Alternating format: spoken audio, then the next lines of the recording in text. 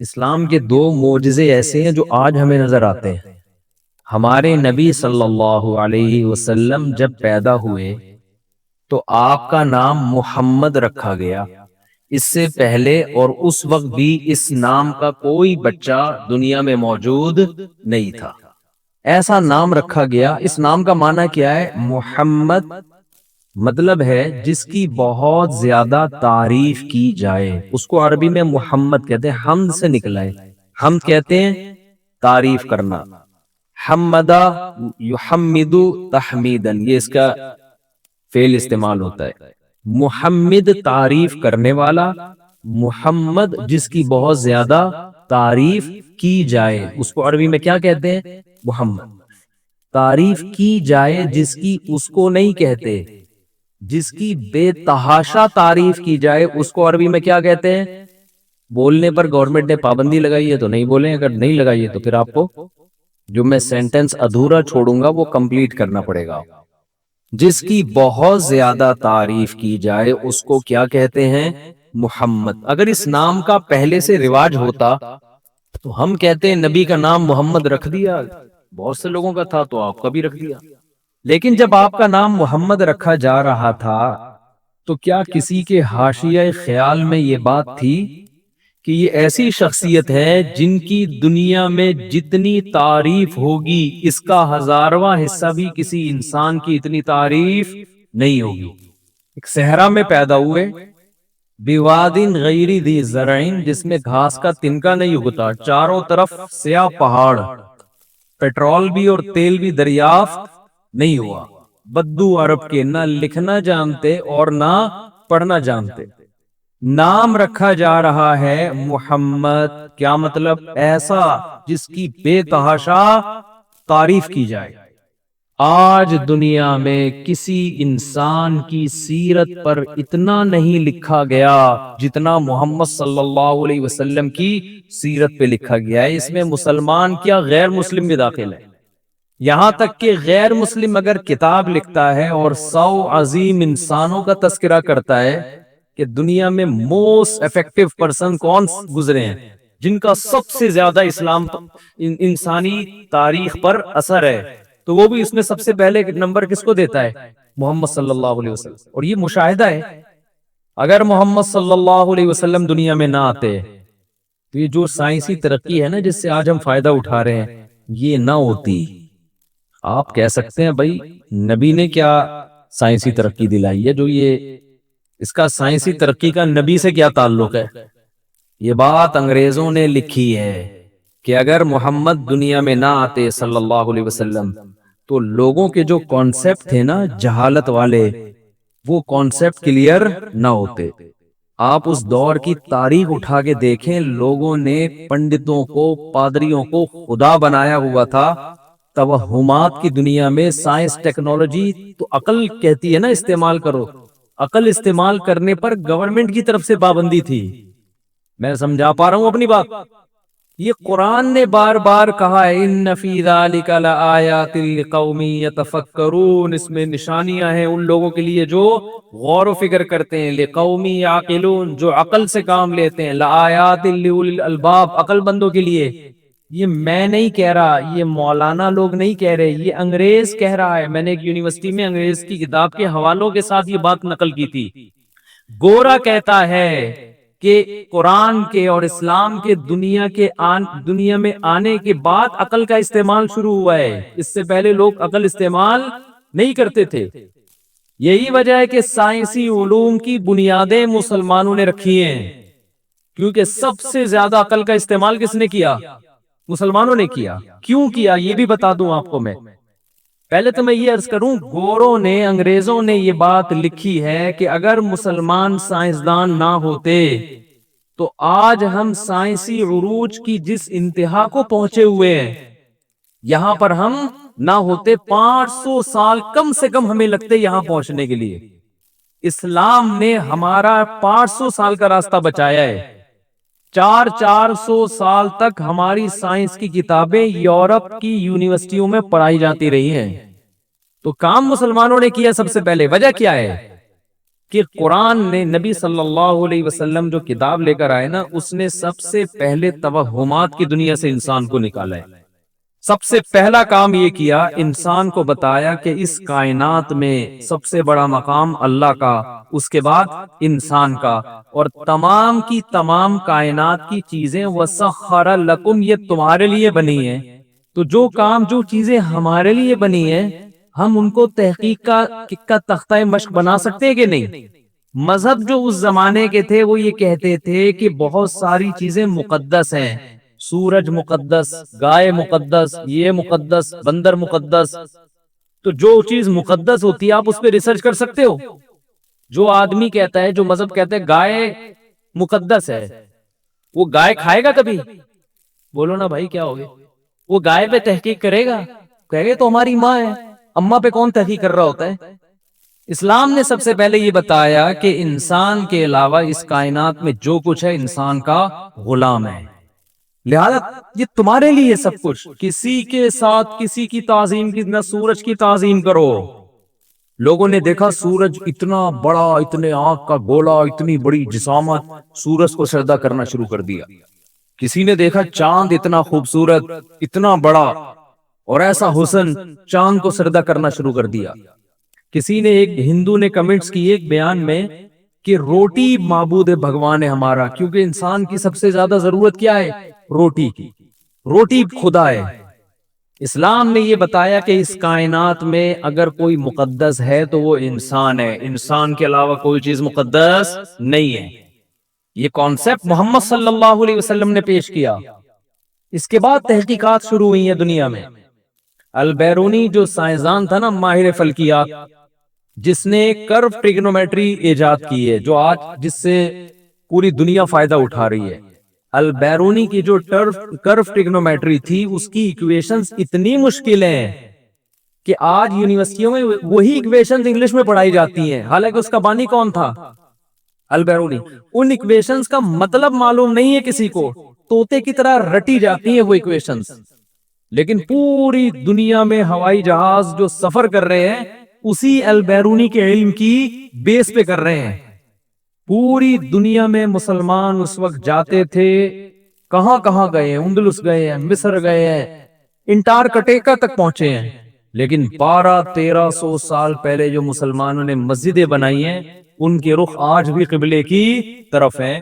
1300 سال پہلے مسلمان کو کیسے پتا تھا کہ ساؤتھ افریقہ کے جنگل میں میں مسجد بنا رہا ہوں اور قبلہ اس طرف ہے؟ یہ ٹریگنومیٹری کے علم سے 12 سال البیرونی اپنے مکان کی چھت پہ ستاروں کو دیکھتا رہا تھا خوردبین کے ذریعے۔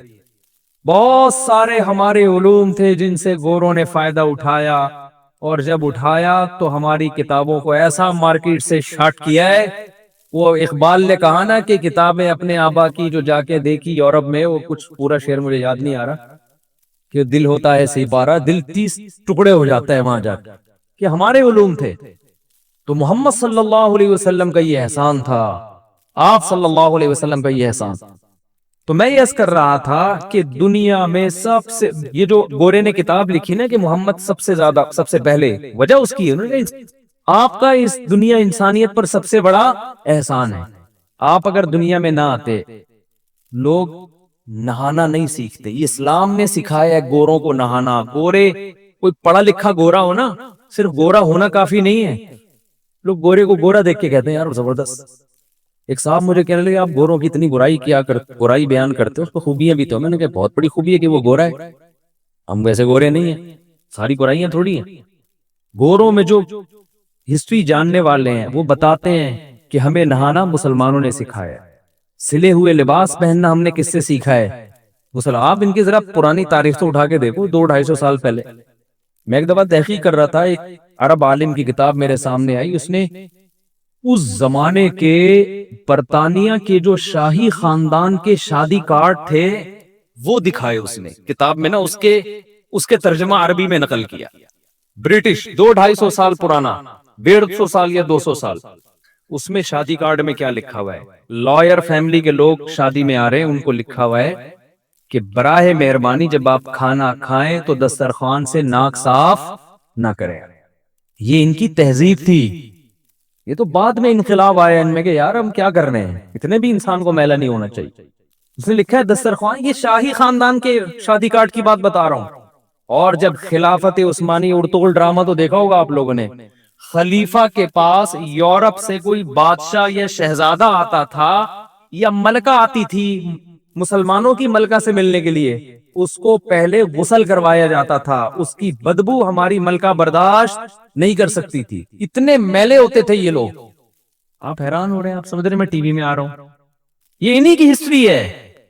مسلمانوں کے خلیفہ عثمان ہوتا نا ترک میں، جو مسلمانوں کی خلافت تھی، بہت بڑے کئی ممالک تھے اس میں. اس وقت یہ بدماشیاں نہیں تھی دنیا کی کہ فلسطین بھی ہڑپ کر لو اور یہ بھی وہ، بوسنیا بھی ہمارا تھا. کسی کی مجال نہیں تھی کوئی آنکھوں میں آنکھیں ڈال کے بات کر سکے. سلطان محمد فاتح نے جو ترکی فتح کیا تھا، امریکہ سے جہاز تھوڑی لیے تھے اس نے. ترکی میں استنبول میں 1000 سال عیسائیوں کی حکومت رہی ہے، 1000 سال. اور ایسی مضبوط، میں ترکی جا کے میں نے ویڈیو بنائی ہے اس کی، اتنی چوڑی دیوار کے کسی کے باپ میں بھی دم نہیں ہے کہ اس کو کراس کر سکے. وہ 1000 سال خلافت چلی، اور محمد صلی اللہ علیہ وسلم مدینہ میں پیش گوئی کر رہے ہیں.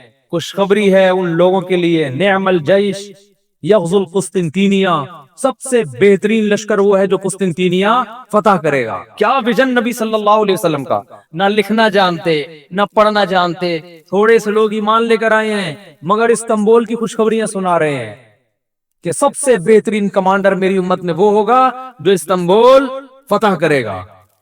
حضرت ابو ایوب انصاری رضی اللہ تعالیٰ عنہ بھی گئے استنبول فتح کرنے کے لیے، بڑے بڑے صحابہ، نہیں ہو سکا، اتنی مضبوط دیوار اور ایسا ان کا ڈیفنس سسٹم. سلطان محمد فاتح نے ارادہ کیا یہ خوشخبری کس کے حصے میں آئے گی؟ میرے حصے میں آئی. عمران خان سے مجھے 10 قسم کے اختلافات ہیں، میں کو پی ٹی آئی کا نہیں ہوں، لیکن اس نے یہ بڑا خاندانی کام کیا، ارطغرل ڈرامہ یہاں چلوا دیا. اس نے کہا کہ لوگ یہ الٹی پٹانگ چیزیں تو دیکھتے ہیں، طیب اردگان سے رابطہ کر کے نا، کیونکہ ہمارا میڈیا اس ڈرامے کو چلنے نہیں دے رہا تھا. وجہ اس کی تھی کہ یہاں کے ڈرامے کون دیکھا گا، پھر یہاں کے ڈرامے لوگ کہتے ہیں ڈرامہ ہوتے ہیں. کچھ دن پہلے فیس بک پر میں ایک ویڈیو دیکھ رہا تھا، ایک مولانا صاحب بڑے اچھل ہے نا، فیس بک پہ عجیب عجیب چیزیں آ رہی ہیں نا، اچھل اچھل کے تقریریں کر رہے ہیں، بھائی مبالغہ آ رہی، من گھڑت قصے کہانیاں. دیکھا ہوگا آپ نے فیس بک پر آتی رہتی ہیں نا وہ پٹانگ تقریریں، اور لوگ نعرے لگا رہے ہیں. تو وہ تقریر کرتے ہوئے کہتے ہیں اللہ جو تھا بہت اونچی ذات ہے، اس نے اپنے آپ کو سمجھانے کے لیے اس کائنات میں نمونے پیدا کیے. تو میں نے کہا ایک نمونہ یہ ہے. گھر والے بیٹھے رہتے، میں نے کہا بڑے بڑے نمونے پیدا کیے ہیں، جس میں سے ایک بہت بڑا نمونہ یہ ہے. واقعی یہ بہت بڑا نمونہ پیدا ہوا ہے. اس سے پتہ چلتا ہے اللہ ہر چیز پر قادر ہے، جو ایسے نمونے کراچی میں پیدا کر سکتا ہے، اور اس کے ساتھ جو بیٹھے ہوئے جو سن رہے ہیں اور واہ واہ کر رہے ہیں، یہ اس سے بھی بڑے نمونے ہیں. تو ہمیں اللہ پر ایمان لانے کے لیے کہیں اور جانے کی ضرورت نہیں ہے، ہمارے ملک میں ایسے نمونے الحمدللہ موجود ہے. خیر کہاں سے بات کا رخ نہ چینج ہو جائے. تو سلطان محمد فاتح نے جو توپ بنائی تھی نا اس وقت، وہ واقعی توپ تھی. اس وقت مسلمانوں کی حکومت تھی. یہ 1920 کے قریب جا کے خلافت کا خاتمہ ہوا ہے، لیکن لگتا ہے ایسے جیسے ہم صدیوں سے غلام ہیں. زیادہ ٹائم نہیں گزرا ہمیں غلامی میں، ہمارا ماضی بڑا شاندار ہے. محمد بن قاسم 92 ہجری میں سندھ آیا تھا 17 سال کی عمر میں. 17 سال کے لونے لپاڑے ہوتے ہیں آج کل، آپ دیکھ لو ذرا، پب جی کھیل رہے ہوں گے. 17 سال میں محمد بن قاسم کا ویژن، 92 ہجری، اسلام کا پہلی صدی ہے، اور راجہ داہر سے آ کے لڑا ہے، اور بالآخر سندھ کو فتح کر کے ملتان تک اپنی فوجیں داخل کر دی. یہ تھا ہمارا ماضی. ایسا لگتا ہے جیسے ہم ہمیشہ سے ہی مخنچو ہیں. یعنی اب اس حالت کو دیکھ کہ بھئی اسلام نے ہمیں بڑی بلندیاں دی ہیں. تو میں یہ کر رہا تھا کہ خلیفہ کے دربار میں جب کوئی یورپ سے بادشاہ آیا کرتا تھا تو پہلے اس کو سروس اسٹیشن لے جا کے اس کی سروس ہوتی. یہ بادشاہوں کا حال تھا. ملکہ آتی تھی مسلمان شاہی خاندان کی عورت سے ملنے کے لیے تو پہلے اس کو نہلایا جا، ان کی بدبو برداشت نہیں ہوتی تھی. اور اب بھی کوئی زیادہ فرق پڑا نہیں ہے، اب بھی کوئی بہت زیادہ فرق نہیں ہے. فرانس کی مثال، مجھے لگتا ہے فرانس کا ویزا میں ریجیکٹ ہو جائے کہ اردو میں دے رہا ہوں، کوئی انگلش میں ترجمہ نہ کرے اس کا. ہمارے ایک رشتہ دار فرانس گئے، کہنے لگے ہم نے فرانسیسیوں کا بڑا سنا تھا کہ دنیا کی نفیس ترین قوم ہے. کہ بہت صاف ستھرے نفیس ہوتے ہیں. کہتے ہیں جب گیا تو اچھا ان کی خوشبوئیں بڑی مشہور ہیں. کہتے ہیں جب گیا تو پتا چلا ان کی خوشبوئیں اس لیے مشہور ہے کہ ان کی بدبو کوئی افورڈ نہیں کر سکتا. خوشبو مشہور اس لیے ہوئی ہے. ٹھیک ہے کچھ مبالغہ بھی لوگ کر دیتے ہیں, لیکن اس طرح نہانے دھونے کا استنجا تو مسلمانوں کے علاوہ پانی سے دنیا میں کوئی کرتا ہی نہیں ہے. کتنا ٹائم لگتا ہے یار, کتنا ٹائم لگتا ہے اس میں. استنجا کرنا ہمیں کس نے سکھایا؟ اسلام نے. نہانا ہمیں کس نے سکھایا؟ آج نہیں, اس دور میں. عورت کے حقوق کس نے سکھائے؟ اسلام نے. آج یورپ بڑا فنڈر بنا پھرتا ہے, ویمن رائٹس ویمن رائٹس. ہم پہ اعتراض کرتے ہیں کہ تم لوگ لڑکے کو 1,00,000 دیتے ہو وراثت میں, لڑکی کو 50,000 دیتے ہو, لڑکی کا حصہ گھٹا دیا. اور تم کتنا دیتے ہو؟ تم 1 روپے نہیں دیتے اس کو. امریکہ میں, یورپ میں بیٹی کا وراثت میں کوئی حصہ نہیں ہے. باپ کی مرضی, جو مرضی کرے, کتے کو دے دے وراثت وہ. آپ ایک دھیلا نہیں دے رہے, اور آپ اور بیٹیوں کے حقوق کے قائل. ہم آدھی جائیداد دے رہے ہیں, اور ہم کیا ہیں؟ عورت کا حق دبا رہے ہیں. کیسی حماقت ہے یا نہیں ہے؟ اسلام نے اس وقت بیٹی کو وراثت میں حصہ دیا جب بیٹیوں کو نفرت سے لوگ زندہ دفن کیا کرتے تھے.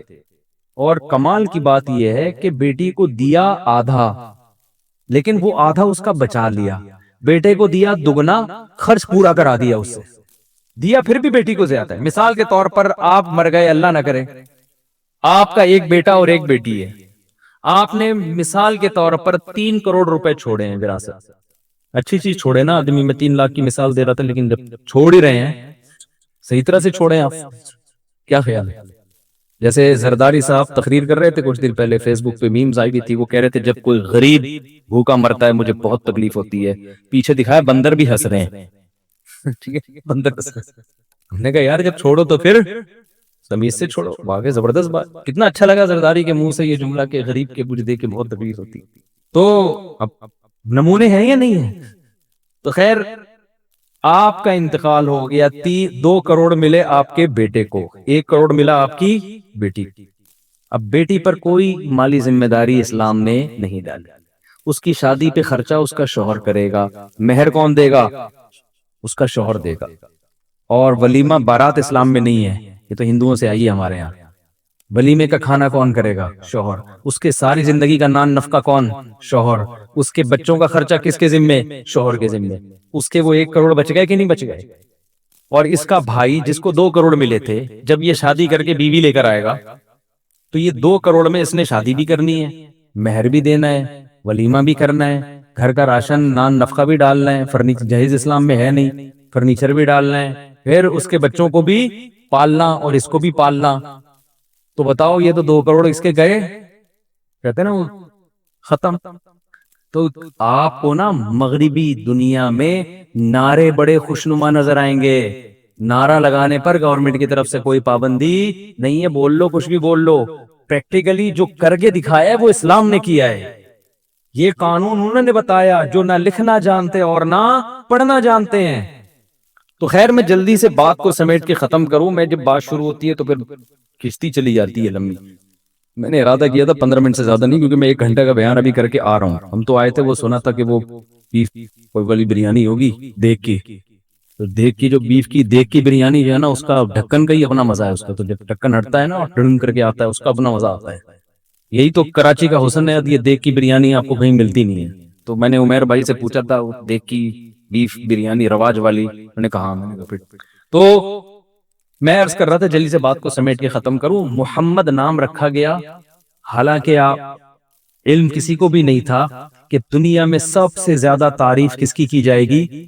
آپ صلی اللہ علیہ وسلم کی. تو بتاؤ بالکل صحیح نام رکھا گیا کہ نہیں رکھا گیا؟ یہ اس کی طرف یہ اشارہ ہے کہ یہ نام انسانوں کا رکھا ہوا نہیں, یہ الہام ہوا ہے کس کی طرف سے؟ اللہ کی طرف سے. بالکل یہی بات قرآن کے ساتھ ہوئی. خدا کو خوش کرنے کے لیے یہ کام کر رہے ہو نا, اس خدا کو کوئی دھوکہ نہیں دے سکتا. قیامت کے دن آپ کو ان دلائل کا جواب اللہ کے سامنے دینا پڑے گا. ہمارے نبی نے فرمایا جب قیامت کے دن بہت سے لوگ جن کی صورتیں وہ ہوں گی جو میری امت کی صورت ہوتی ہے, وہ لوگ آئیں گے حوض کوثر پہ پانی پینے کے لیے. میں پلانا چاہوں گا, فرشتے ان کو ہٹائیں گے. میں کہوں گا یہ تو میرے امتی ہیں. کیوں؟ ان کے گیٹ اپ سے لگ رہا ہوگا.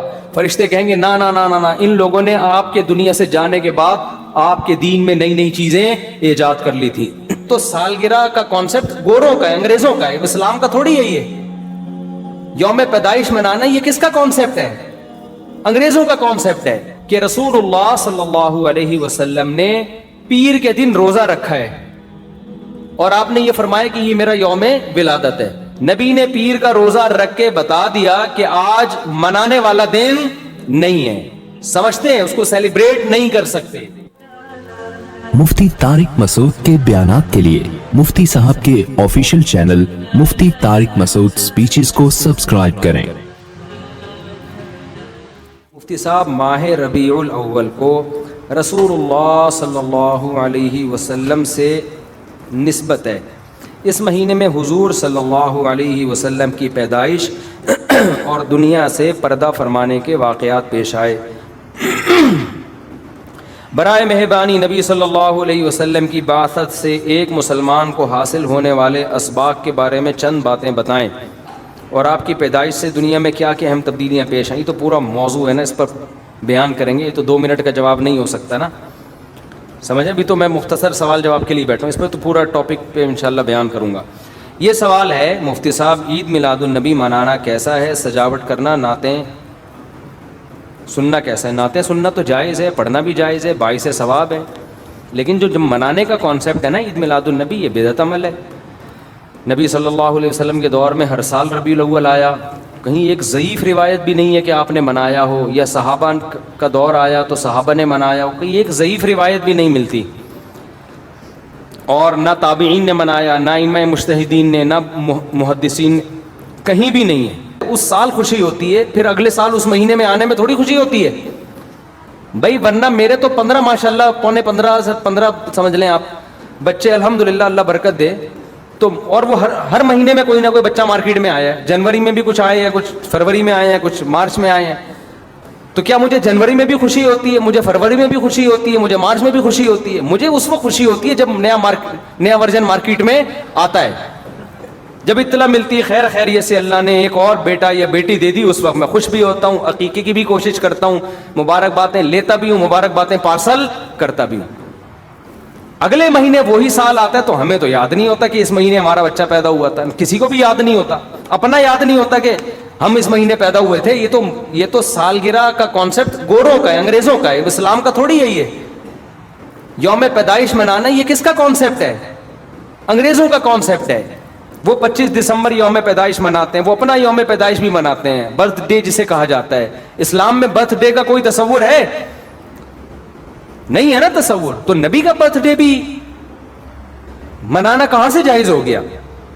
اور اہم ترین بات یہ کہ رسول اللہ صلی اللہ علیہ وسلم نے پیر کے دن روزہ رکھا ہے اور آپ نے یہ فرمایا کہ یہ میرا یوم ولادت ہے. اب روزہ اور جو تہوار ہیں, خوشی کے تہوار, وہ دونوں جمع ہو سکتے ہیں؟ عید کا دن روزے کا ہو سکتا ہے؟ روزہ رکھا شاید اسی حکمت سے کہ لوگ اس کو خوشی کا دن بنانا نہ شروع کر لیں. عید کے دن روزہ رکھنا جائز ہے. رمضان ختم ہوگا تو عید آئے گی, ختم نہیں ہوگا تو عید نہیں آئے گی. تو تہواروں پہ نہاتا بھی ہے انسان, بتیاں بھی لگاتا ہے, اچھے کپڑے بھی پہنتا ہے, اچھے چپل بھی پہنتا ہے, مبارک بادیں بھی دیتا ہے. نبی نے پیر کا روزہ رکھ کے بتا دیا کہ آج منانے والا دن نہیں ہے, سمجھتے ہیں, اس کو سیلیبریٹ نہیں کر سکتے, کیونکہ روزہ اور تہوار ایک دوسرے کے اپوزٹ ہیں. جمعے کا دن بھی اسلام میں ایک قسم کی عید ہے. نبی نے جمعے کے دن کے بھی روزے کے ساتھ خاص کرنے سے منع کیا آپ صلی اللہ علیہ وسلم نے, کیونکہ اس میں بھی نہاتے دھوتے, صاف ستھرے کپڑے پہنتے ہیں, 2 رکعتیں پڑھنے, ایک طرح کا یہ بھی خوشی کا دن ہے, بڑا دن ہے. لہذا جمعے کو بھی نبی صلی اللہ علیہ وسلم نے اسپیشلی روزہ رکھنا کہ جمعے کا اس لیے میں رکھوں گا, یہ منع ہے. ویسے آپ کو چھٹی ہوتی ہے کسی کی, آسان ہے جمعے کا, وہ ایک الگ بات ہے, لیکن اسپیشل فضیلت سمجھ کے جمعے کا روزہ رکھے گا تو یہ عمل کیا ہو جائے گا؟ بدعت. تو آپ ایک طرف اس کو عید کا دن بھی کہہ رہے ہو اور ایک طرف آپ کہہ رہے ہو کہ یوم ولادت پہ نبی نے بخاری کی حدیث سے روزہ بھی رکھا ہے. تو یہ باتیں نبی کی تعلیمات کے بالکل اگینسٹ ہیں, سمجھتے ہو. ایک اور بات جو میں اکثر کرتا رہتا ہوں کہ یہودیوں کے لیے بڑا دن تھا اتوار, ہفتہ, جو ان کا ایک قسم کا عید کا دن نا, مبارک دن. عیسائی یہودیوں کے بعد آئے, ان کے لیے کون سا ہو گیا؟ اتوار.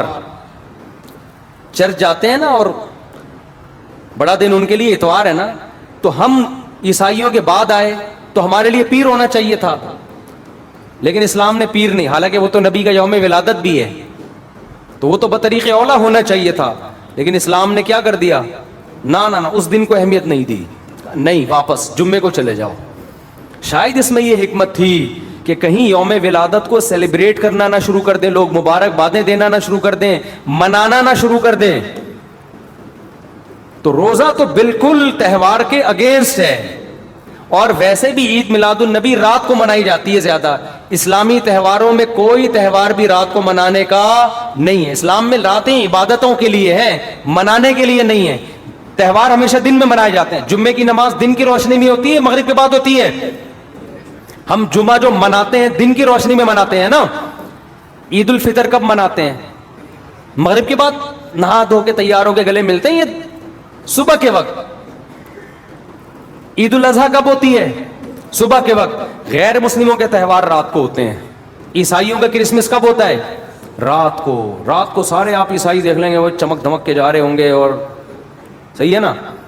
اسلام میں تہوار دن میں, رات میں نہیں ہے. راتیں سونے کے لیے یا عبادت کرنے کے لیے. لیلۃ القدر یہ تہوار ہے یا عبادت کی رات ہے؟ یہ دن میں یا رات میں؟ بولو. شب برات 15 شعبان یہ عبادت کی رات ہے یا تہوار ہے؟ اس میں اختلاف ہے علماء کا. جمہور عبادت کے قائل ہیں, تو عبادت کی رات ہے تو عبادت کی ہے نا, لیکن وہ دن میں یا رات میں ہے؟ وہ رات میں ہے. تہوار کب ہوتے ہیں؟ دن میں ہوتے ہیں اسلامی, اور عبادت کی راتیں کون سی ہوتی ہیں؟ وہ رات میں ہوتی ہیں. سمجھتے ہو کہ نہیں سمجھتے ہو؟ عیسائیوں کے ہاں, یہودیوں کے ہاں الٹا ہے. ان کے تہوار کب ہوتے ہیں؟ رات کو. رات میں جشن کرتے ہیں. تو آپ عید میلاد النبی میں چراغاں کر رہے ہو رات میں, منا کب رہے ہو؟ رات میں. یہ تو ویسے ہی عید کا جو اسلام نے کانسیپٹ دیا ہے اس کے بالکل اگینسٹ ہے. یہ یہود و نصارہ کا طریقہ ہے رات میں منانا. اور اس میں ایک حکمت بھی ہے, راتوں میں اگر آپ کو تہواروں کی اجازت دے دی جائے نا, تو راتوں میں اس طرح کی ایکٹیویٹیز سے گناہ کی طرف جانے کا خطرہ زیادہ ہوتا ہے. تبھی عیسائیوں میں کرسمس میں گڑبڑیں بھی بہت ہوتی ہیں, شرابیں بھی پی جاتی ہیں, بہت کچھ ہوتا ہے. اسلام نے صبح صبح اچھے بچوں کی طرح رات کو جلدی سو جاؤ, صبح صبح نہا دھو کے مسجد آؤ, مصلی آؤ, عید ملو, کھاؤ پیو, موج مستی کرو, پتلی گلی سے نکل جاؤ. تو اس میں موج مستی میں شراب کباب آتا ہی نہیں ہے نا, آئے گا ہی نہیں, کیونکہ وہ تو راتوں کے کام ہے. شراب کباب دن کے کام تھوڑی ہیں. لیکن آپ نے جو عید میلاد النبی کا کانسیپٹ پیش کیا وہ نبی کے عمل کے بھی خلاف. نبی روزہ رکھ رہے ہیں پیر کے دن, اور نبی صلی اللہ علیہ وسلم تہوار منانے کا حکم دے رہے ہیں دن کے وقت میں. آپ نے کہا نہیں رات کو منائیں گے ہم. نبی صلی اللہ علیہ وسلم نے ہمیں کہا کہ لِكُلِّ قَوْمٍ عِيدٌ وَلَنَا عِيدَانِ, ہر قوم کے لیے ایک دن عید کا ہوتا ہے, ہمارے لیے 2 دن. آپ نے کیا کر دیے؟ 3 دن. اس حدیث کی بھی آپ نے مخالفت کر دی. اور اسلام میں برتھ ڈے منانا نہیں ہے, سالگرہ منانا نہیں ہے, آپ نے اس کی بھی مخالفت کر دی اسلام کے اس حکم کی. پھر اسلام نے عیسائیوں کے لیے ہفتہ تھا, یہودیوں کے لیے ہفتہ تھا, عیسائیوں کے لیے اتوار تھا. اسلام نے نبی کے یوم ولادت کے بجائے کوئی اور دن مبارک کر دیا. آپ نے اس حدیث کی بھی کیا کی؟ مخالفت کر دی. تو آپ تو مخالفت پر مخالفت کرتے چلے جا رہے ہیں, قرآن و سنت کی, نبی کی سیرت کی. پھر نبی کی زندگی میں درجنوں بار ربیع الاول آیا, صحابہ کی زندگی میں, ابو بکر کی زندگی میں, عمر, عثمان, علی رضی اللہ عنہم, اہل بیت کی زندگی میں, تابعین کی زندگی میں کوئی ایک ضعیف روایت بھی نہیں ہے کہ کسی صحابی نے ربیع الاول کی مبارکباد دی ہو یا کوئی عام معمول سے ہٹ کے کوئی کام کیا ہو. ایک چراغ جلایا ہو, ایک موم بتی جلائی ہو, یا کوئی حلوہ پکایا ہو, یا کوئی مٹھائی کھلائی ہو کسی کو, ضعیف روایت بھی نہیں ہے. تو یہ تمام دلائل اس بات کا تقاضا کرتے ہیں کہ جو کچھ ربیع الاول میں ہم اور آپ کر رہے ہیں وہ اسلام کی تعلیمات نہیں ہے, وہ سراسر A to Z کیا ہے؟ بدعت ہے. ویسے بھی اگر یہ اسلامی تہوار ہوتا نا تو خوب سمجھ لو دنیا میں جتنے بھی مذاہب ہیں ان کا 20 مسئلوں میں اختلاف ہوتا ہے, تہواروں میں ان کا اختلاف نہیں ہوتا. عیسائیوں میں جو لبرل عیسائی ہیں نا وہ بھی کرسمس کے موقع پہ کرسمس مناتے ہیں, تہوار پوری قوم مناتی ہے. ہندوؤں کی جو ہولی کا دن ہے وہ پوری قوم کے لیے ہے کہ نہیں ہے؟ 20 فرقے ہوں گے ہندوؤں کے, ہولی میں سب متفق ہیں. یہی وجہ ہے کہ مسلمانوں کے جتنے فرقے ہیں عید الفطر میں سب کیا ہیں؟ متفق. یکم شوال. ہاں اس کی تعیین میں پشاور کا شوال الگ شروع ہوگا, ہمارا الگ ہو, وہ ایک الگ بات ہے, لیکن ہے کیا؟ فرسٹ شوال. بریلوی کیا, دیوبندی کیا, اہل حدیث کیا, شیعہ کیا, سنی کیا, جتنے فرقے ہیں سب کا اتفاق ہے بھائی تہوار کب ہوگا؟ یکم شوال کو. کیوں؟ تہواروں کے معاملے میں مذہب کنفیوژن نہیں چھوڑتا, کنفیوز نہیں, کیونکہ نبی نے منایا نا تہوار, ساری دنیا نے دیکھا تو وہی فرسٹ شوال کو منا رہے ہیں. اور دوسرا تہوار ہے 10 ذی الحجہ کو جو بقرعید ہے. پوری دنیا میں کتنے ہی مسلمانوں کے فرقے ہوں, بقرعید کب منائی جاتی ہے؟ 10 ذی الحجہ. کرسمس کب منائی جاتی ہے؟ 25 دسمبر کو. ہندوؤں کی ہولی کا بھی ایک خاص تاریخ ہے, سکھوں کے جو ایک تہوار ہے اس کا بھی ایک خاص دن ہے, اس میں کوئی اختلاف نہیں ہے. اگر عید میلاد النبی مسلمانوں کی سچی مچی کی عید ہوتی, تہوار ہوتا, اس میں اتنا اختلاف نہ ہوتا. اتنا اختلاف ہے, پورے سعودیہ کی ایک گلی میں بھی کوئی ایک بتی بھی نظر نہیں آئے گی آپ کو. ایسا ہے کہ نہیں ہے؟ پاکستان میں گھر گھر سجے ہوئے ہیں, پورے مکہ مدینہ میں, ریاض میں, جدہ میں کہیں بھی ایک بتی بھی نظر نہیں آئے گی, ایک چراغ بھی نظر نہیں آئے گا. یہ کیسا تہوار ہے؟ پورے عرب دنیا میں کہیں بھی نہیں منایا جا رہا, انڈیا پاکستان میں دھوم دھام سے منایا جا رہا ہے. یہ خود اس کی علامت ہے, اتنا بڑا اختلاف ہونا کہ یہ تہوار نہیں ہو سکتا. پھر پاکستان میں بھی کھارا در میں منایا جا رہا ہے, ڈیفنس میں نہیں منایا جا رہا. کراچی میں کم منایا جا رہا ہے, چھانگا مانگا میں, چیچا وطنی میں زیادہ منایا جا رہا ہے. معذرت کے ساتھ, چیچا وطنی میں نہیں, یا کسی اور علاقے میں, سمجھ رہے ہو. پھر جو پسماندہ علاقے ہیں ان میں زیادہ منایا جا رہا ہے, پڑھے لکھے علاقوں میں کم منایا جا رہا ہے. پھر جن علاقوں میں منایا جا رہا ہے ان میں بھی پورا نہیں منایا جا رہا. جیسے ہمارے علاقے میں اگر ناظم آباد میں منایا جا رہا ہے, ایک گلی میں منایا جا رہا ہے, دوسری گلی میں پتہ ہی نہیں. پھر جس گلی میں منایا جا رہا ہے, اس گھر میں منایا جا رہا ہے, پڑوسی کے گھر میں نہیں منایا جا رہا. تو یہ اس کی علامت ہے بھائی, یہ تہوار اگر ہوتا تو ساری دنیا کے مسلمان اس پر متفق ہوتے. کھوپڑی شریف میں بات آ رہی ہے کہ نہیں آ رہی ہے؟ تو اس لیے یہ اتنے بات اس کے غلط ہونے کے دلائل ہیں نا, اس کو عید میلاد النبی کو منانے کے, کہ بہت ہی کوئی ضدی اور ہٹ دھرم ہوگا تو کہے گا کہ یہ منانا چاہیے ان دلائل سننے کے بعد.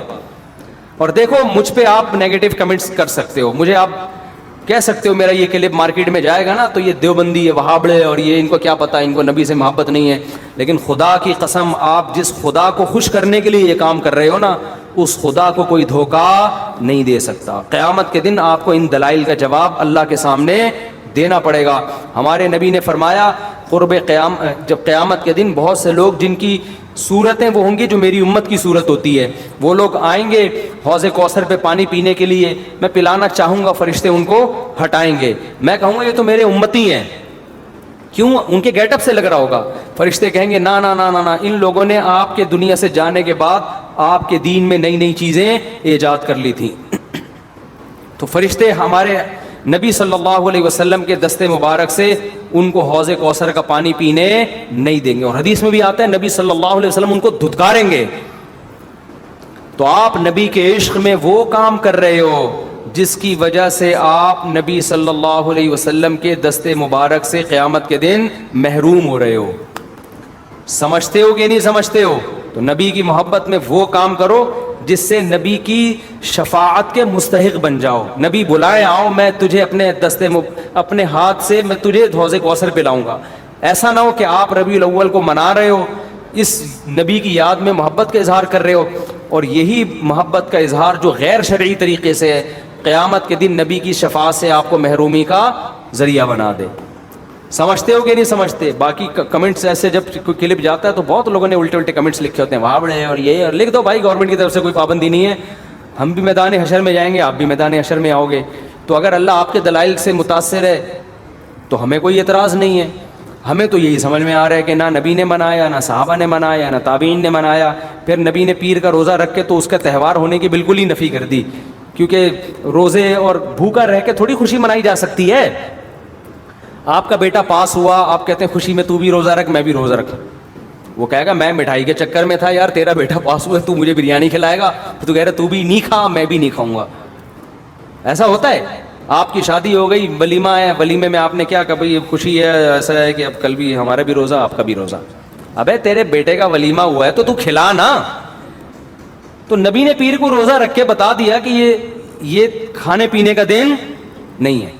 اور اب ایسا نہ ہو کہ 12 ربیع الاول کو لوگ روزہ رکھنا شروع کر دیں, وہ بھی ٹھیک نہیں ہے, کیونکہ پیر کا رکھا ہے 12 کا وہ بھی نہیں رکھا. یہ تو ایک پیر کا رکھ کے جو سبق ملتا ہے وہ یہ کہ میری ولادت کا دن وہ تہوار کے طور پہ اس کے منانے کا کوئی کانسیپٹ اسلام میں نہیں ہے. سمجھتے ہو کہ نہیں سمجھتے؟ اتنے واضح دلائل ہیں بھائی. پھر بھی اگر کسی کی سمجھ میں نہ آئے تو ہم تو پولیس میں تو ہے نہیں کہ ہم زبردستی سمجھا دیں, ہم تو بیان نہیں کر سکتے ہیں.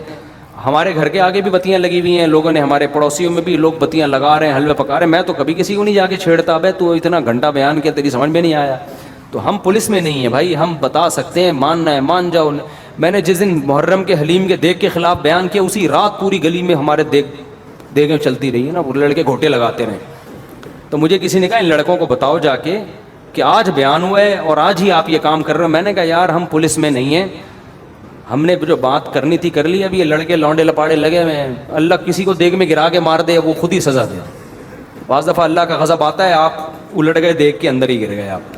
تو میں نے کہا ہم تو بددعا بھی نہیں کر سکتے, تو ہمارا کام ہے سمجھانا. ہم نے سمجھا دیا. اب کون دیگ میں کیا کر رہا ہے, کون دیگ کے اندر گھس رہا ہے, کون کھا رہا ہے, یہ ہمارے ہیڈیک, یہ پولیس کا کام ہے. ٹھیک ہے نا, پولیس کرے گی تو ٹھیک ہے, نہیں کرے گی تو پولیس سے اللہ پوچھ لے گا. پولیس نہیں کرے گی, پولیس کہے گی گورنمنٹ نے منع کیا ہوا ہے, تو گورنمنٹ جانے, اللہ جانے. ہمارا کام پیغام پہنچانا ہے, ہمارا کام پیغام مسلط کرنا نہیں ہے. تو ربیع الاول کو عید میلاد النبی منانا ہم یہی کہتے ہیں جائز نہیں ہے. اس کے اتنے سارے دلائل ہیں, پھر بھی کسی کی سمجھ میں نہ آئے تو پھر وہ جانے. پڈے بازی نہ کرو, لوگوں کو جا کے نا تانے نہ دیا کرو, بس اس سے نقصان ہوگا. میں تو کہتا ہوں ڈائری لے کے نا بیٹھ جاؤ, بہت ساری چیزیں اپنی نا ڈائری میں لکھو. بس یہ آخری بات کر کے اپنے بیان ختم کرتا ہوں. ڈائری لو, بیٹھ جاؤ, بولو میں نے دنیا میں کیا کیا کرنا ہے. یا ایسے ہی پہلے تو یہ تھوڑی دیر سوچو بیٹھ کے. اچھا یہ ایسے بیٹھو کہ کوئی پاس میں موجود نہ ہو. کنوارے لوگوں کے لیے تو بہت ہی آسان ہے یہ, شادی شدہ لوگوں کے لیے تھوڑا سا مشکل ہوگا, کیونکہ جب آپ بیٹھو گے نا ڈائری لے کر بیگم نہیں بیٹھنے نہیں دے گی. وہ کہے گی کیا ہو گیا, کیا کر رہے ہو, کیوں اکیلے, خیریت, بجھے سے لگ رہے ہو آج آپ, ٹھیک ہے نا. تو بیگم کو بھی ڈائری دے کے دوسرے کمرے میں بٹھا دو. بیگم تم بھی اپنا ایک ویژن بناؤ, میں نے دنیا میں کرنا کیا ہے. تو پہلے نا ڈائری لے کے تنہائی میں آپ بیٹھ جائیں, کوئی بھی نہ ہو, بالکل فریش ہو اس وقت, کسی چیز کی چاہت نہ ہو کہ پان کھانے کا دل چاہ رہا ہے, گٹکا کھانے کا, وہ گٹکے مٹکے پان سگریٹ سب فارغ ہو کے بیٹھو. کرو گے نہیں کرو گے, میں بتا دوں وقت سننے کے لیے تیار ہیں. ڈائری لے کے آپ بیٹھ جائیں اور پھر آپ کہیں یار میں نے دنیا میں کرنا کیا ہے. ایسے ہی جیسے میری زندگی گزر رہی ہے, ٹھیک ہے, بالکل اسی طرح زندگی گزارنی ہے یا کچھ کرنا ہے. تو آپ کو بہت سارے شعبے نظر آئیں گے جس میں آپ کو سرسری غور سے معلوم ہوگا کہ یار ان شعبوں میں مجھے آگے, بولو بھائی, بڑھنا ہے. کچھ تو کامن چیزیں ہیں وہ جو سب کے لیے, وہ میں بتا دیتا ہوں. کچھ چیزیں تو آپ کی پرسنل ہوں گی, یار میں نے یہ بھی کرنا ہے, وہ میں نہیں, وہ تو آپ خود سوچو گے. کچھ چیزیں تو ایسی ہیں جو دنیا میں ہر پاگل سے پاگل آدمی کہتا ہے کہ یہ تو سب نے کرنا ہی ہے. ان میں سب سے پہلی چیز ہے صحت. ویسے تو سب سے پہلی چیز ہے اسلام, اللہ کے لیے کیا کیا, لیکن میں صحت کو اس لیے پہلے نمبر پہ کہ اسلام پر عمل بھی صحت کے بغیر ممکن, کیونکہ جب بیمار ہو گئے نا تو وہ کچھ بھی نہیں کر سکو گے پھر. تو بیمار ہونے سے پہلے صحت کی حالت میں اتنا کچھ کر لو کہ بیمار ہونے کے بعد حسرت اور افسوس نہ رہے. اس لیے میں صحت کو پہلے رکھ رہا ہوں, ورنہ پہلے تو دین ہے نا. تو سب سے پہلے آپ لکھو کہ بھائی صحت کے حوالے سے میری مستقبل میں کیا پالیسی ہے. جس طرح سے پھوڑ رہا ہوں یہی پھوڑتا رہوں, جو مرضی دعوت پہ بلا لے چلا جاؤں, جتنے مرضی کوفتے کھلا دے کھا جاؤں. صبح پراٹھے پھوڑ رہا ہوں, صبح 11 بجے سو کے اٹھ رہا ہوں میں, ٹھیک ہے نا, اور پھر آفس لیٹ پہنچ رہا ہوں, اور پھر وہاں بھی وہ کیک رس چائے میں ڈبو کے کھا رہا ہوں, پھر شام کو سموسے بھی کھا رہا ہوں, پھر دوپہر بھی کھانا کھا لیا, پھر اس کے بعد سگریٹ بھی پی لی, پھر چائے بھی پھوڑ دی.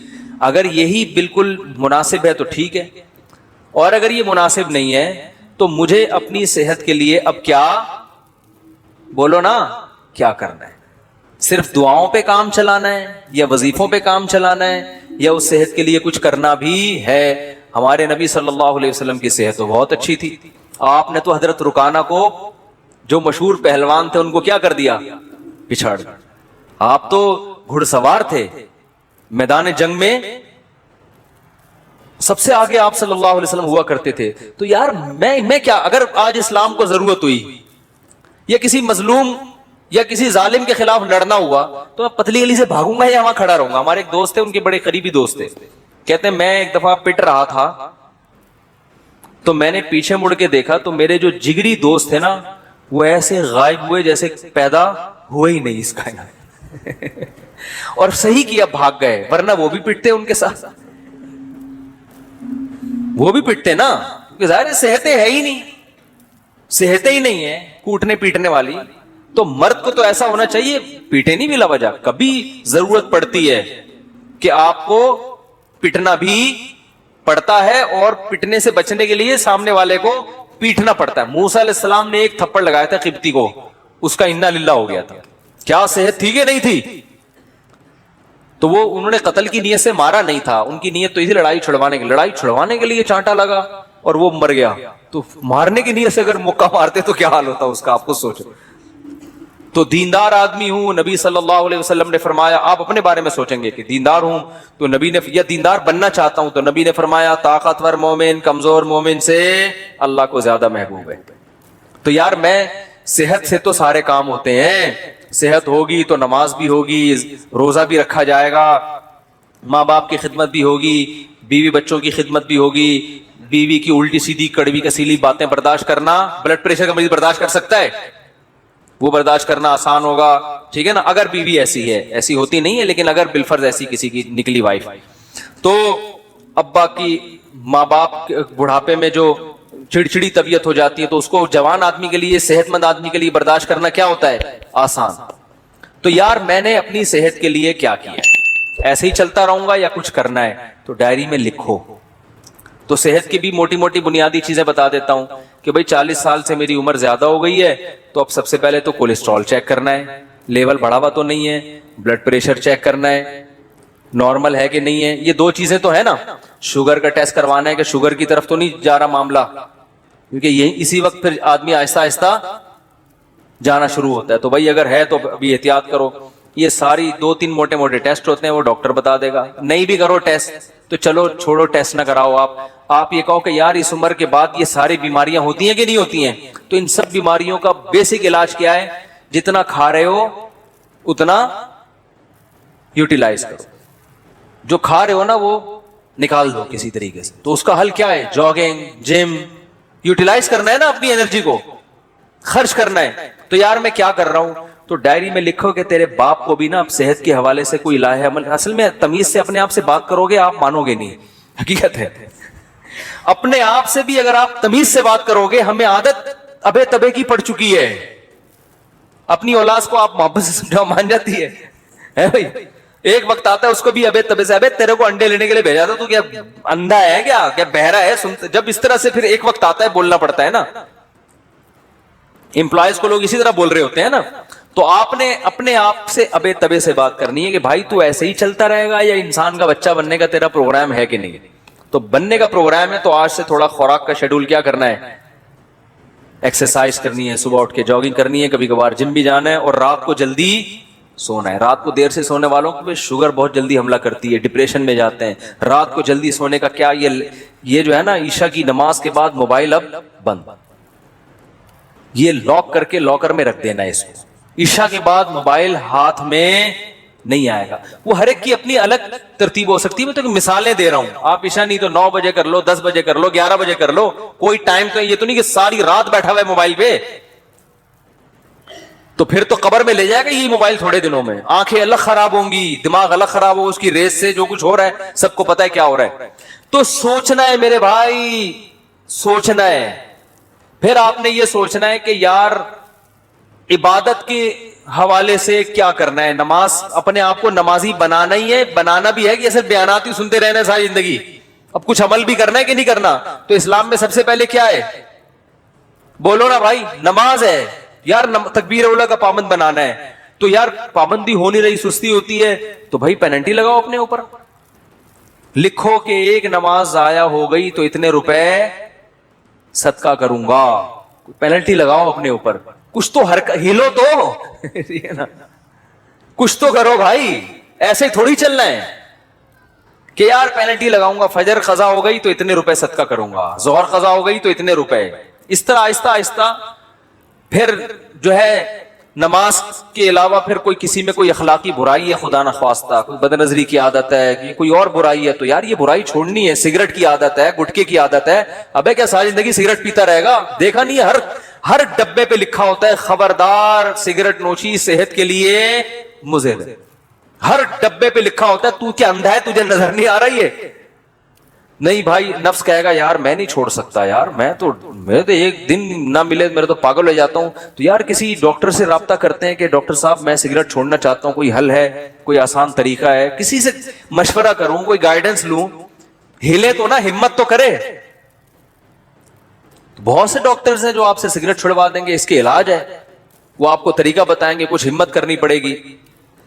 तो आहिस्ता आहिस्ता क्या होगा, फिर इसी तरह अपने उस विजन में आपने किताबों का मुताला, यार अपनी नॉलेज को भी क्या करना है, बढ़ाना है। इंसान की पहचान इल्म से होती है कि नहीं होती? इज्जत इल्म से होती है। नॉलेजेबल आदमी हर जगह इज्जत होती है, यार इसके पास नॉलेज है, मालूमात है। डॉक्टर जाकिर नाइक को लोग क्यों सलाम करते हैं? नॉलेज है यार, हवाले हैं। कोई हिस्ट्री में माहिर होता है, कोई कुरान और सुन्नत में माहिर होता है, कोई मेडिकल साइंस में माहिर होता है। तो भाई अब डॉक्टर तो जाहिर है जो बनना था वो बन गया। अब आपने कुछ कॉमन नॉलेज है जो सबको सीखना जरूरी है। हिस्ट्री के बारे में सबको मालूमात होनी चाहिए कि नहीं होनी चाहिए? तो यार चलो इस्लामिक हिस्ट्री पे किताबें पढ़नी है, सबसे पहले सीरत है उसमें, तो आपने क्या करनी है, किताबों की लिस्ट बना लेनी है। ये किताबें मैंने अपनी जिंदगी में 2 साल के अंदर अंदर, बोलो भाई, मुकम्मल करनी है। और शुरू कहां से करना है? सीरत से। यार मुफ्ती साहब से मशवरा लेना है कि सीरत पर सबसे बेहतर किताब कौन सी है। जब सीरत की किताब खत्म हो जाएगी तो फिर इस्लामी तारीख पढ़ूंगा, ठीक है ना।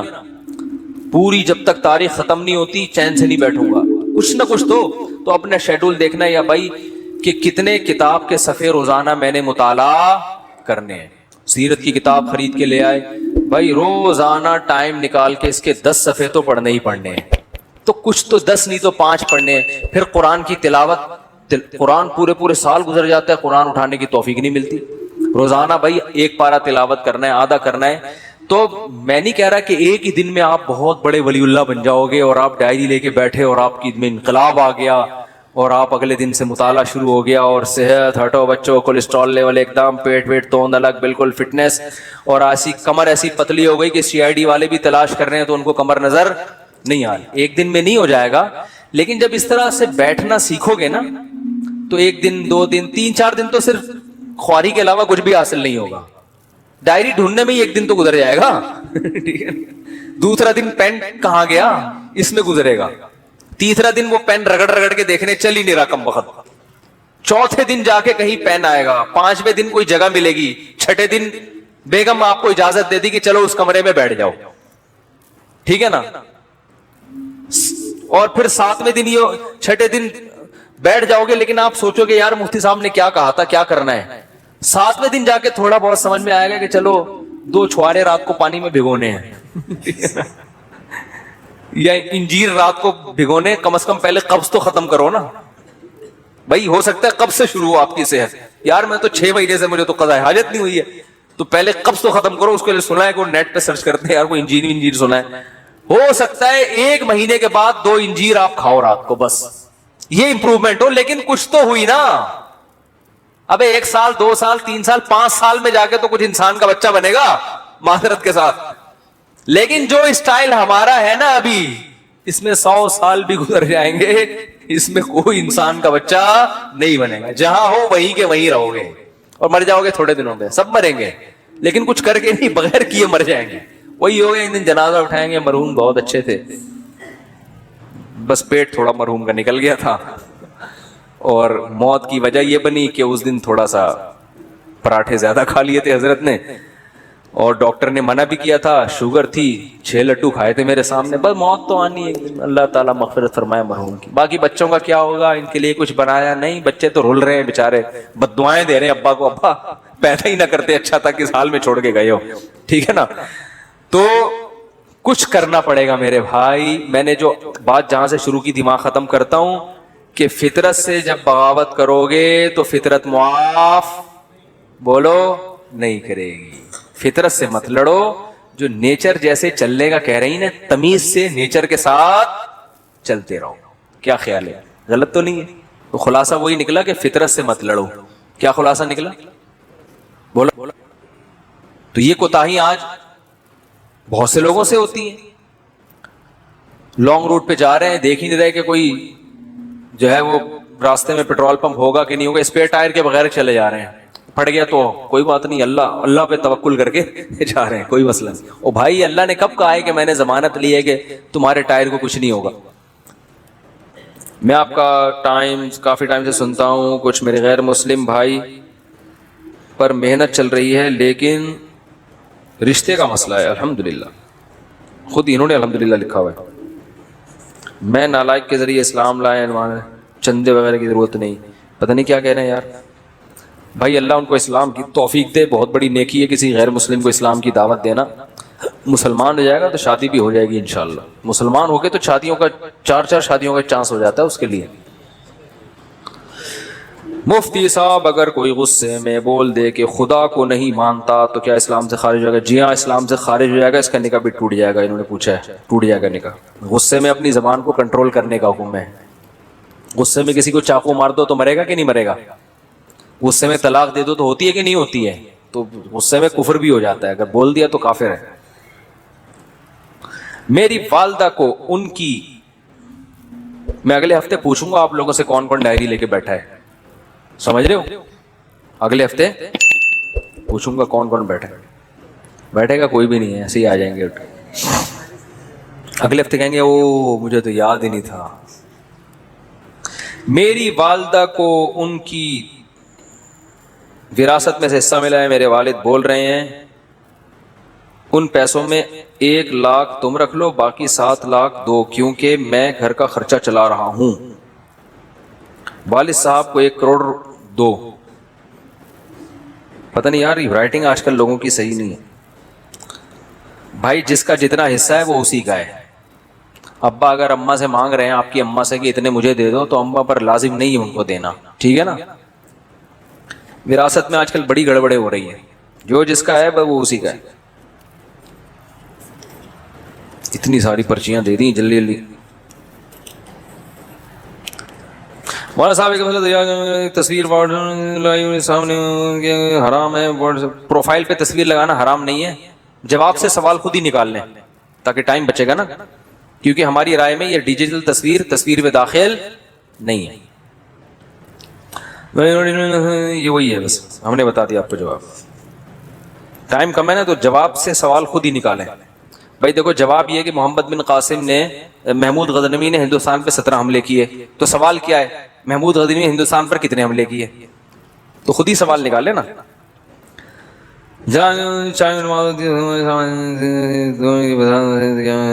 نہیں, مسجد میں دوسری جماعت ہماری رائے میں ٹھیک نہیں ہے. کمپنی میں نماز پڑھنا جائز ہے, ہاں کمپنی میں پڑھ سکتے ہیں. مفتی صاحب, ہماری کمپنی میں ایک, ابے بھائی یہ فرقہ وارانہ سوال نہ پوچھا کرو یار. آج کل ایک مسئلہ بہت کہ داڑھی رکھنے والے کو لوگ مولوی سمجھتے ہیں, اور لوگ اس کے خلاف ایک بیان ریکارڈ, آپ اس کے خلاف ایک بیان ریکارڈ کروائیں کہ ہر داڑھی والا مولوی نہیں ہوتا, اور ان میں مثالوں کے ساتھ فرق واضح فرمائیں. یہ کوئی معاشرتی علوم کا پرچہ لگ رہا ہے مجھے. کہہ رہے ہیں ان میں مثالوں کے ساتھ فرق واضح فرمائیں. ہوتا ہے نا 3 سوال ہیں اور ایک کی ایک مثال لکھنی ہے. ایک مثال کے 5 نمبر ہیں اور سوال کے جواب کے 20 نمبر ہیں. یہ کہہ رہے ہیں کہ بھائی آج کل جب داڑھی رکھ لو تو لوگ کیا تانا دیتے ہیں کہ یہ مولوی بن گیا ہے. ان کو بتائیں, یہ مجھے کہہ رہے ہیں کہ ان کو بتائیں کہ ہر داڑھی والا مولوی نہیں ہوتا. میں آپ سے کہہ رہا ہوں کہ آپ یہ مولوی کے لفظ سے اتنا چڑ کیوں رہے ہو کہ آپ کو کوئی مولوی کہہ دے تو آپ کو غصہ آ جائے. بولے اللہ کا شکر ہے یار, ہم تو فری پھوکٹ میں ہم کو مولانا کہہ دیا آپ نے یار, حالانکہ ہم تو پڑھے لکھے بھی نہیں ہیں. دیکھو, جس چیز کے برحق ہونے کا یقین ہو نا, اس پہ کبھی احساس کمتری کا شکار نہ ہو. میں اپنی بات آپ کو بتاؤں, مجھے مولوی پن سے اتنی, اللہ معاف فرمائے, احساس کمتری اور نفرت سی تھی جو غلط تھا, کہ ہمارے اسکول میں 14 اگست پہ ایک پروگرام ہوا 5ویں کلاس میں. تو اس میں وہ پروگرام ہوتے ہیں نا, تو اس میں کسی کو فوجی بنایا, کسی کو کسان بنایا, کسی کو تاجر بنایا, وہ ملی نغمہ پیش ہوتا ہے. تو مجھے مولوی بنا دیا. میں نے کہا میں نہیں بنوں گا, کرتا شلوار اور ٹوپی. میں نے کہا نہیں میں نہیں بنوں گا, اور میں نہیں بنا. لیکن پھر ایسا بنا کہ سچی مچی کا مولوی, سچی مچی کا مطلب جس کو لوگ مولوی کہتے ہیں, ایسا مولانا بن گیا. تو اس لیے کہ جب ہم نے ارادہ کیا, ہم نے کہا کشتیاں جلا دو یار, اب مولوی ٹھیک ہے جاؤ. تو کوئی شرمندگی والی بات. ہمارے حضرت مفتی رشید احمد صاحب کے پاس ایک اس میں PIA میں ایک بہت بڑے آفیسر اذان دیا کرتے تھے. حضرت کے پاس جب آتے نا تو وہ اذان وہی دیتے تھے. تو وہ PIA میں بہت بڑا عہدہ تھا. تو جب کوئی ان سے پوچھتا نا کہ آپ کیا ہیں, تو وہ یہ نہیں کہتے تھے میں PIA میں آفیسر ہوں, وہ کہتے تھے میں دارالفتاء والارشاد کی مسجد میں مؤذن ہوں. وہ کہتے تھے یار جس چیز پہ قیامت کے دن فخر کر سکتا ہوں نا, وہی چیز ابھی دنیا میں بھی بتاؤ. قیامت کے دن اللہ پوچھے گا کیا تھے, تو میں کہوں گا اللہ میں اذان دیا کرتا تھا. میں کیا تھا؟ مؤذن تھا. تو اب دنیا میں بھی اسی پہ. قیامت میں کہو گے کہ اللہ میں مؤذن تھا, اللہ کہے گا دنیا میں تو جب کوئی تجھ سے پوچھتا تھا تو اگر لوگ پوچھتے تھے بھی تو مؤذن ہے, ابے میں مؤذن نہیں ہوں, ہاں کبھی کبھار ویسی اذان دے دیتا ہوں, مؤذن نہیں ہوں بھائی, میں کوئی مؤذن تھوڑی ہوں. تو احساس کمتری میں مت آیا کرو. میں اپنا ایک واقعہ بتاتا ہوں نا. میں ٹرین میں جا رہا تھا, بہت پرانی بات ہے, نماز کا ٹائم ہوا. شرعی حکم یہ ہے کہ ٹرین اگر جنگل میں ہے جہاں کہیں دور دور بھی اذان نہیں ہو رہی, تو آپ جب فرض نماز پڑھیں گے تو سنت ہے کہ اذان کہیں پہلے.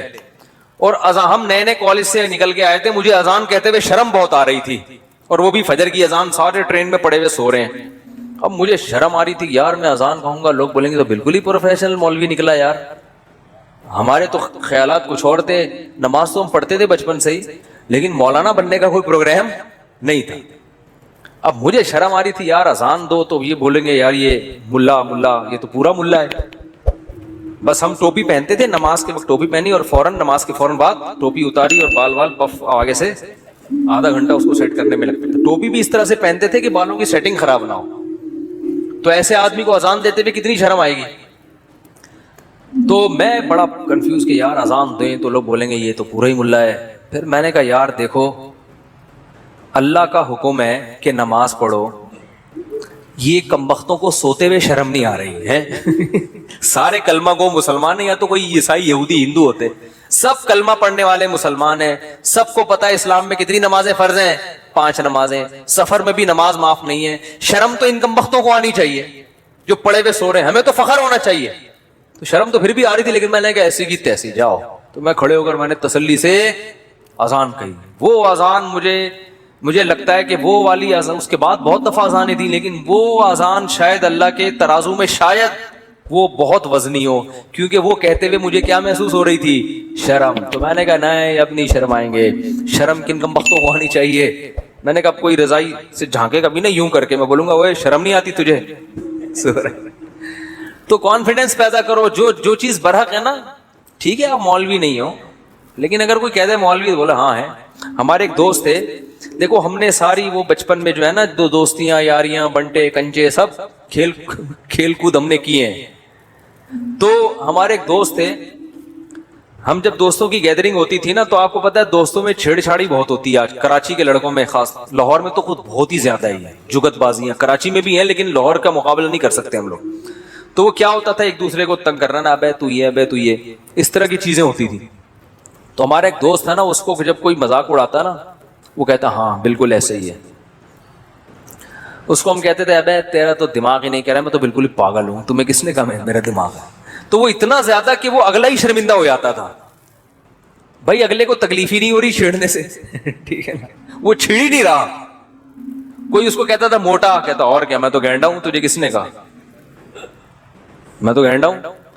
تو وہ نا یہ الٹا یہی الفاظ دہرانا شروع کر دیتا تھا. اس کا نتیجہ نکلتا کہ پھر کوئی اس کو چھیڑتا تھا ہی نہیں, یہ چھیڑ ہی نہیں رہا. اور کچھ لڑکے ایسے ہوتے تھے جن کو ذرا سے چھیڑو نا وہ لال پیلے ہو جاتے تھے, ان کو تو طبیعت سے لڑکے چھیڑتے تھے. لڑکوں کا پھر ان کو چھیڑنے کے علاوہ کوئی کام ہوتا ہی نہیں تھا. تو وہ ایک لڑکا اس میں تھا جو اس بیچارے کا قد تھوڑا چھوٹا تھا, اللہ معاف فرمائے, یہ جائز نہیں ایسے کرنا, لیکن لڑکوں کو کہاں جائز ناجائز دیکھتے ہیں. تو اس کو نا ایک لڑکے نے چھیڑا کہ ابے تو ٹھیک نا, اس کو غصہ آیا نا, غصہ آ کے نا یوں ہلتا تھا وہ. تو کہتے ہیں بے اس کا مطلب اعصابی کمزوری بھی ہے، ٹھیک، غصہ بھی جلدی آتا ہے. اس کو ایک تو تم تپا رہے ہو، چھیڑ رہے ہو، جب اس کو غصہ آ رہا ہے تو اور بجائے اس کے کہ اللہ کا خوف پیدا کریں اسے کہتے ہیں اس کا مطلب اعصاب بھی کیا ہے، کمزور ہیں آپ. غصہ بھی جلدی آتا ہے، وہ اور تپتا تھا. لیکن وہ جو دوسرا تھا نا وہ تو اس لیے اگر کوئی آپ کو مولوی کہہ رہا ہے تو چڑھنے کی ضرورت ہی نہیں ہے. آپ بولو ہاں ہے تو کیا ہو گیا بھائی، تو مولانا ہے، مولوی ہے، ملا ہے، ملا بولو، تو اتنے ٹینشن لینے کا نہیں ہے. اصل میں ملا کے لفظ کو ایسا بدنام کر دیا ہے نا، اور پھر بہت سے داڑھی والوں نے بھی بدنام کیا ہے. داڑھی رکھ کے بعض لوگ کچھ الٹے کام کر لیتے ہیں. داڑھی والے چور نہیں ہوتے لیکن چور بھی بعض دفعہ داڑھی رکھ لیتے ہیں، تو یہ پھر مصیبت ہے. کیا تراویح حضرت عمر کے دور میں شروع ہوئی تھی؟ حضرت عمر نے اسے بدعت قرار دیا. حضرت عمر نے بدعت حسنہ قرار دیا، لغوی ہے، شرعی بدعت نہیں، لغوی بدعت. اس میں پھر کبھی بیان کروں گا تفصیل سے. میرے بھائی کا السلام علیکم اور صلی اللہ علیہ وسلم کا صحیح تلفظ بتا دیں. السلام علیکم کا ہے السلام علیکم، جو آج کل لوگوں نے ساشے پیش کر رہے ہیں سلام، السلام علیکم، ایسے سلام ہوا السلام علیکم. ہمارے کو استاد سے بڑے مزاحیہ تھے، ان کو جب کوئی سلام کرتا نا تو جواب میں کہتے یہ جواب دیتے تھے. تو ہم ان سے کہتے یہ کہ انہوں نے کہا سلام میں بھی سین کی ہلکی سی آواز آئی ہے تو جواب بھی اسی اسٹائل کا ہوگا بس. تو سلام ہو بھائی السلام علیکم، آپ پر سلام، جواب میں وعلیکم السلام. اور جب درود پڑھیں تو صلی اللہ علیہ وسلم، اس میں کوئی ٹائم خرچ نہیں ہوتا. لوگ کہتے ہیں نبی کریم صلی اللہ علیہ وسلم نے فرمایا، ارے تمیز سے بول دے یار، نبی کریم صلی اللہ علیہ وسلم نے ارشاد فرمایا. کتنا ٹائم لگے گا؟ پب جی میں اتنا گھنٹوں گزار کے ٹائم ضائع کرتے ہو یار، درود شریف تمیز سے نہیں پڑھا جاتا. رسول ہمارے حضرت فرماتے تھے آپ صلی اللہ علیہ وسلم کا سب سے بہترین لقب ہے رسول اللہ. میں اکثر بیان میں دیکھتا ہوں، وہ بولتا ہوں رسول اللہ صلی اللہ علیہ وسلم نے فرمایا، کیونکہ نبی کا جو ہے نا اس سے بہتر کوئی عہدہ ہے نہیں کہ آپ اللہ کے کیا ہیں، رسول ہیں، اللہ کے نمائندے. تو سب سے پیارا لفظ کیا ہے؟ رسول اللہ صلی اللہ علیہ وسلم. تو تمیز سے بولا کریں، شارٹ کٹ نہ مانے کریں رسول اللہ رسول. آپ فرمایا یوں بول رہے ہوتے ہیں لوگ، جیسے میں سوال پڑھتا ہوں نا ایسے لوگ درود پڑھتے ہیں.